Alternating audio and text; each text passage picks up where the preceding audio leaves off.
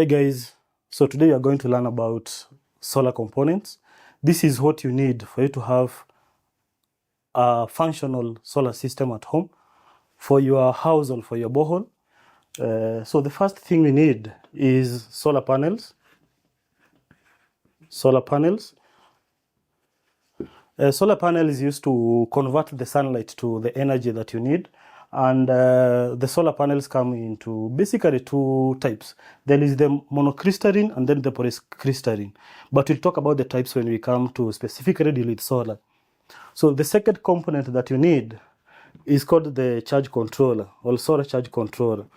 And this one is to regulate the energy that is coming from the solar panels to your battery. It is to ensure that your battery is not overcharging and to ensure that there is stable current coming from the solar panels. So that is the charge controller. It is very important.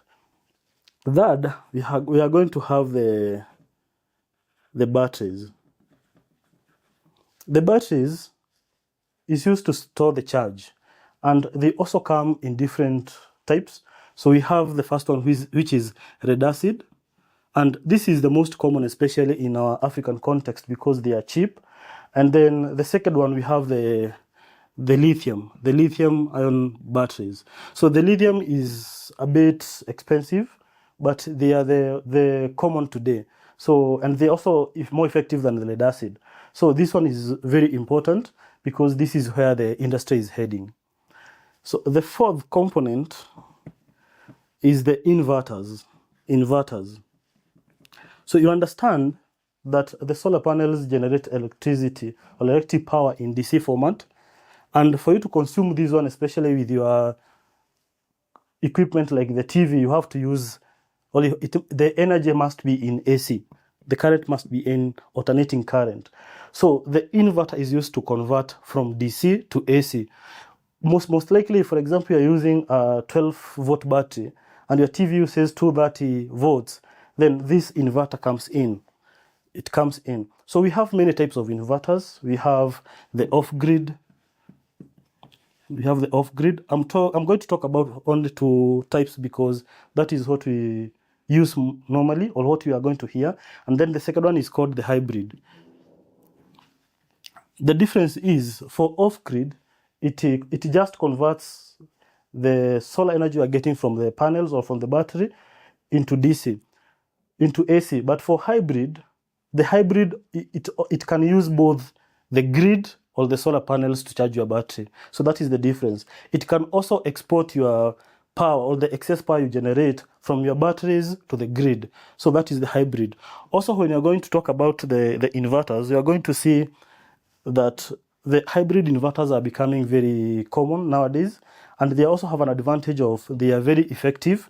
And they also combine the inverter and the charge controller. So the charge controllers are becoming obsolete and we are not going to be needing them in the near future.